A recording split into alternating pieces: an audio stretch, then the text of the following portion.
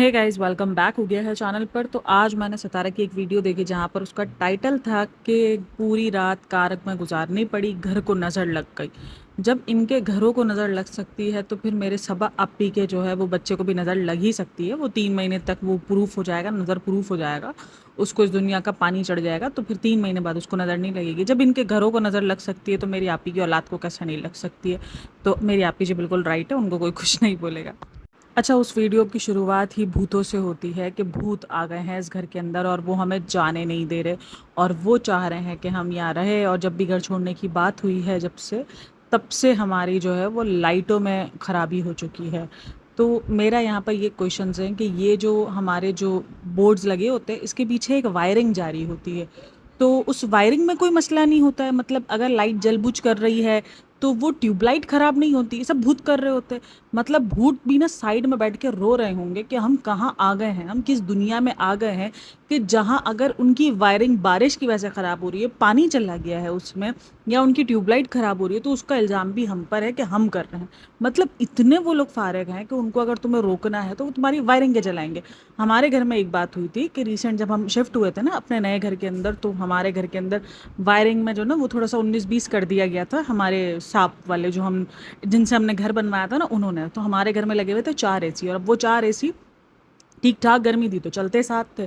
जब वो चलते थे तो हमारी वायरिंगों ने आग पकड़ ली थी, और हमारा जो है वो पूरा मीट जो नहीं, वो जो लगा हुआ होता है शर्ट कर कटिंग का, और सब क्या होता है वो जो कटआउट सारे लगे हुए होते हैं, और वो सारा मीटर टाइप का जो लगा हुआ होता है, मीटर नहीं होता वो, उसको क्या कहते हैं, वो जो नहीं बड़ा सा लगा हुआ होता है जिसके अंदर सारे मेन स्विच वगैरह सब होते हैं, स्विचेस होते हैं, कटआउट्स होते हैं, और सब जगह के बर्न वो क्या होते हैं यार, उसको क्या बोलते हैं, एक तो मुझे बोलना याद नहीं आता। तो उसने पूरा ना वायर पकड़ लिया था, आग पकड़ ली थी, और पूरा वो जल गया था। तो ये क्या उन भूतों का अंदेशा था कि तुम यहाँ नहीं रहो? उसके बाद 7 साल से हमने जब वायरिंग ठीक करवा ली तो वो बेचारे कुछ नहीं कर पाए। तो वो हल्की वायरिंग पर ही सिर्फ हाथ साफ कर सकते हैं, भारी वायरिंग को देखकर उनको करंट लग जाता है। मतलब क्या होता क्या है इनको? बताओ। मेरे घर वालों ने तो ये बात नहीं सोची कि भूतों ने किया है और ये किया है, और वो हमको घर से लेके नहीं गए। मतलब अगर हमको घर से बाहर निकाल देते ये 6 साल पहले, अगर हमने ये सोचा वो होता। भाई वायरिंग भी कोई चीज़ होती है, खराब होना भी कोई चीज़ होती है। बेचारे भूतों का क्या कसूर है? उन बेचारों ने क्या बिगाड़ा क्या है तुम्हारा? मतलब तुम अब तक इंसानों को, अपनी माँ के रोने को मोनेटाइज कर रही हो, तुम उनको कंटेंट बना रही हो, अब तुम ऐसी चीज़ों को कंटेंट बना रही हो जो बेचारे दिखते भी नहीं हैं, जिनको कोई फायदा नहीं होना है तुमसे, फिर वो तुम उनको भी कंटेंट बना रही हो कि तुम भी कंटेंट बनोगे। जाते जाते तुम्हें भी मैंने नहीं छोड़ना। उन भूतों बेचारों को भी कंटेंट का हिस्सा ले लिया जिनका ना लेना ना देना है, क्योंकि बारिशें इस टाइम पर इस्लामाबाद में बहुत ज़्यादा हो रही है। तो ऑब्वियसली जब बारिशें वगैरह होती है तो कहीं किसी वायरिंग में इधर उधर से पानी चला जाता है, तो ये ऐसे इश्यूज़ आपको बारिशों में बहुत ज़्यादा देखने को मिलते हैं।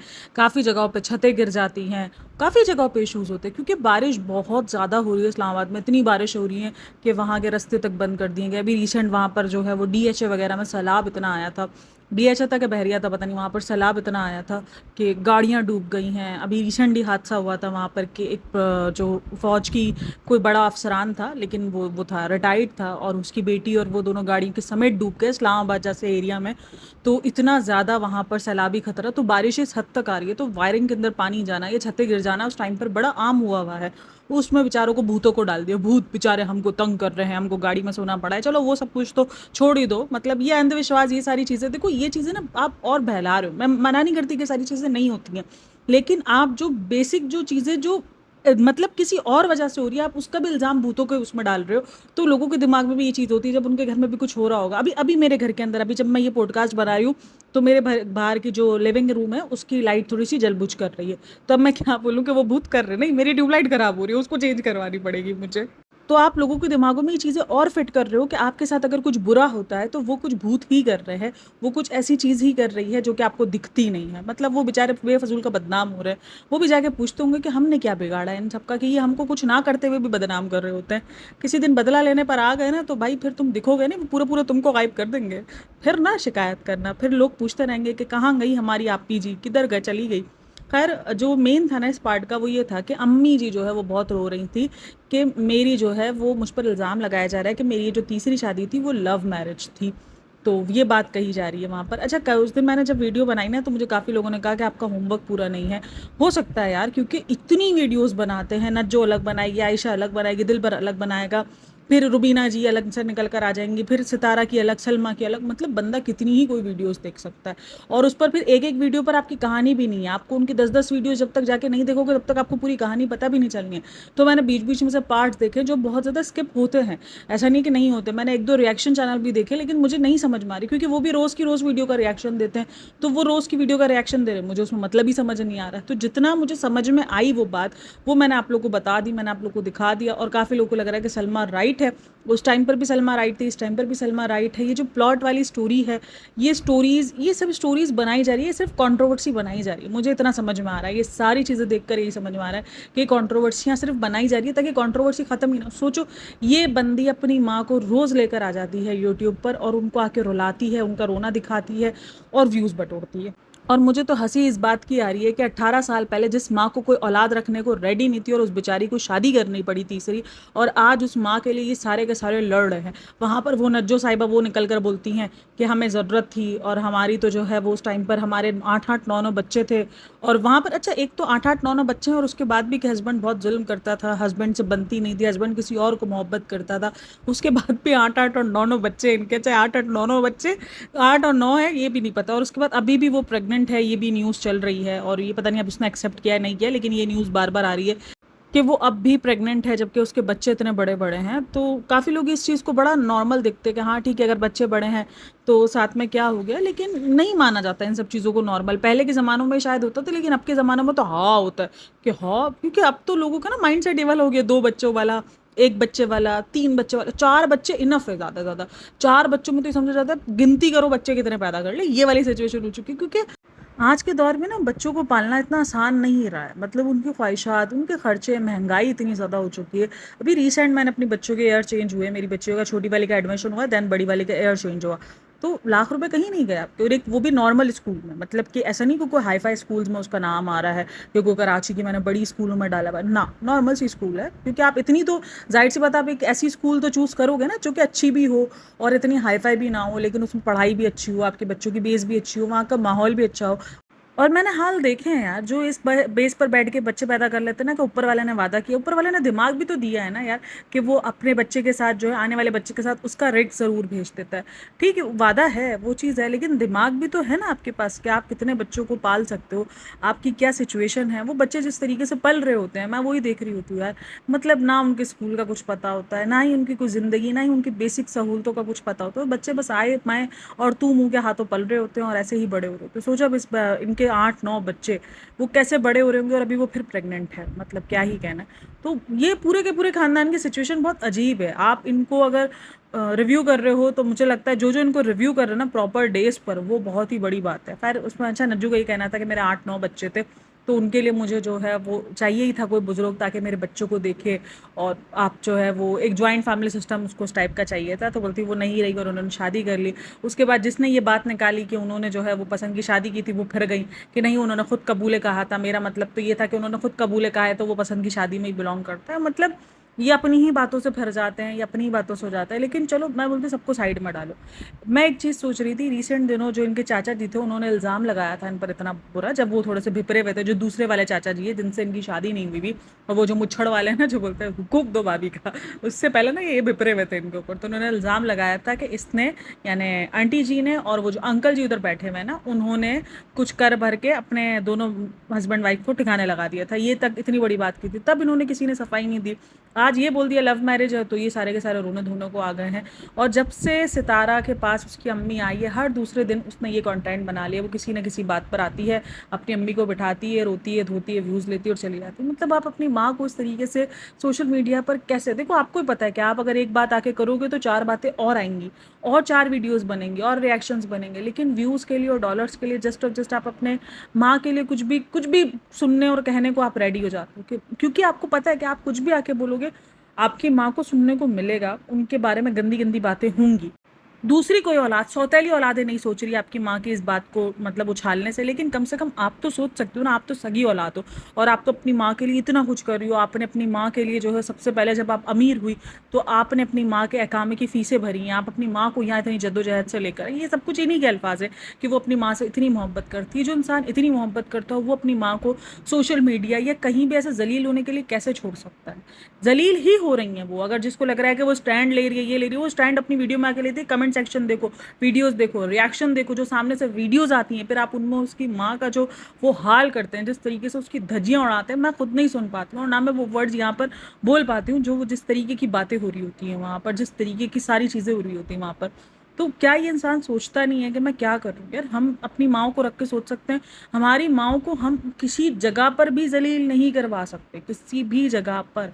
मतलब नहीं भाई, नहीं हो सकता, ये पॉसिबल ही नहीं है। आप जबकि हमने तो अहकामों की फीसें भी नहीं भरी अपनी माँ की और हमने तो ये दावे भी नहीं किए कि हमने तो अपने अमीर होने के बाद अपनी माँ की पहले ख्वाहिशात या अपनी माँ को उस जंगल से बाहर निकाला या उस चुंगल से बाहर निकाला। नहीं, क्योंकि आपके अमल से दिखती है कि आप अपनी माँ से कितनी मोहब्बत करते हो।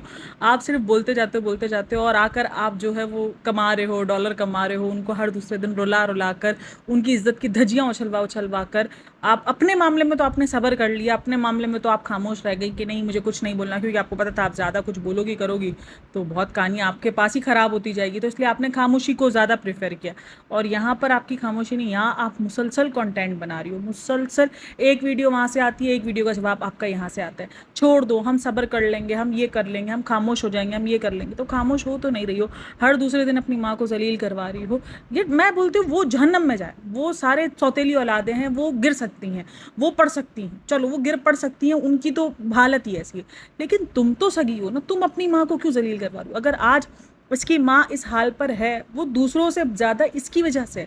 सारे सच जो बड़े बड़े निकाल कर आई, अपनी माँ की 3 शादियों का सच सबसे पहले जो निकाल कर आई थी वो यही औरत निकाल कर आई थी, कोई और नहीं निकाल कर आया था, यही निकल। अब बाद में आके जो है वो सुमड़ी बन जाए कि मैंने तो सिर्फ इतना ही बोला था। भाई ये बात नहीं हो सकती कि मैंने इतना बोला तो सामने वाला भी इतना, फिर सामने वाला उस 3 शादियों का फिर पूरा का पूरा सच निकाल के लेकर आएगा कि इसकी शादियाँ तो ऐसे हुई थी, ये नहीं हुई थी। फिर जितने मुंह उतनी बातें होती हैं।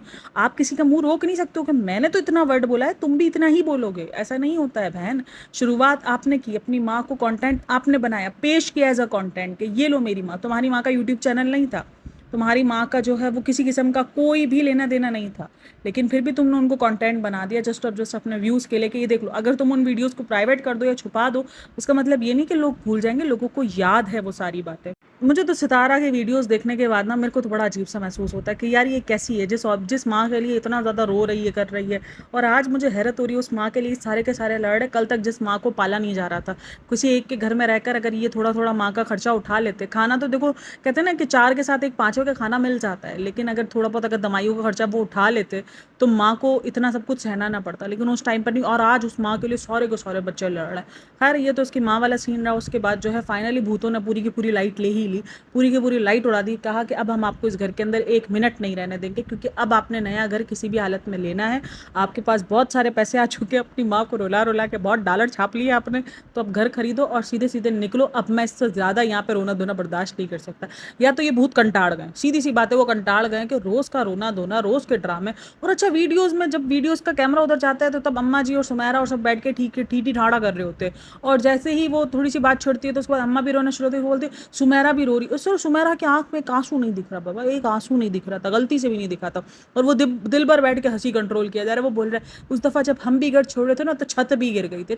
मुझे तो एक चीज़ ये समझ में नहीं आती, अगर भूतों को इतना ही रोकना था। एक चलो जी, मैंने उस मेहंदी के कोन के प्रॉब्लम को सॉल्व कर दिया है, तो अब हम चलते हैं भूतों की तरफ। मतलब ये छोटे छोटे भूत भी मेरे घर के अंदर होते हैं ना, जो मेहंदी के कोन लेकर आ जाते हैं। अच्छा जी, तो अगर भूतों को देखो, उनको ये छतें गिराना और ये सब कुछ जरूरी नहीं है, वो डायरेक्ट सामने आकर आपको बोल सकते हैं मत जाओ। ये या तो खुशी में इतने पागल हो जाते हैं सारे के सारे इनके जाने से कि वो सबके तब कूदम कूद शुरू कर देते हैं, तो वो चीज़ें गिरना शुरू हो जाती हैं। ये कुछ और है, इन सब चीज़ों को कुछ और वे में लो कि वो चाहते हैं कि आप लोग जाओ यहाँ से। बहुत ज़्यादा नेगेटिविटी हो गई है, बहुत ज़्यादा इनकी जो ना ज़िंदगी आप लोगों ने हराम कर दी है। वो खुद भी तंग आ चुके हो, तो उनको भी कुछ रिलैक्सेशन चाहिए होती है। तो खैर उस पूरी की पूरी वीडियो के अंदर पहले भूत भूत थे, फिर अम्मी की शादी आई, लव मैरिज नहीं थी, ये नहीं था, वो नहीं था।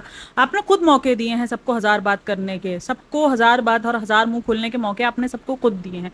आप जब बात करोगे तो आपको पता है कि आपका पूरा खानदान यूट्यूब पर है और सबको कुछ ना कुछ इल्म होगा। सब कुछ ना कुछ बात लेकर आएंगे और उसके बाद धज्जियां उड़ाई जाएंगी। तो ये चीजें आपको खोलने से पहले ही हजारों बार सोचनी थी, लेकिन अब क्या ही कर सकते हैं, आप खोल चुके हो। और वो लोग भी नहीं सोचते हैं कि वो जिनके बारे में बात कर रहे हैं वो क्या है क्या नहीं है, अजीब अजीब सच निकल कर आते हैं। और मैं सीरियसली बताऊं, यहाँ पर कोई इंसान राइट नजर, आप किसी को राइट बोल ही नहीं सकते हो, क्योंकि आप अगर जिनके कहने पर उनको गलत कहोगे वो कल को फिर जाएंगे, वो देखो बंदी फिर गई, वो तो पहले इसलिए बोला था क्योंकि उन्होंने ऐसे ही कबूले बोल दिया था। अरे अजीब औरत है भाई तू। मतलब कि कबूले तो कोई भी ऐसे ही बोलेगा ना, किसी की मुंडी थोड़ी ऐसे मारी जाएगी सर पर के नहीं बोलने बोल। गन पॉइंट थोड़ी रखी जाती है, ड्रामा थोड़ी चल रहा है यहाँ पर, अजीब हरकतें होती हैं। खैर, आप लोगों इन सब में क्या कहना है मुझे लाजमी बताना, और वीडियो अच्छी लगी हो तो like share and subscribe my channel. अपना बहुत सारा ख्याल रखना, मिलते हैं नेक्स्ट वीडियो में, तब तक के लिए टेक केयर, बाय बाय, अल्लाह हाफिज़।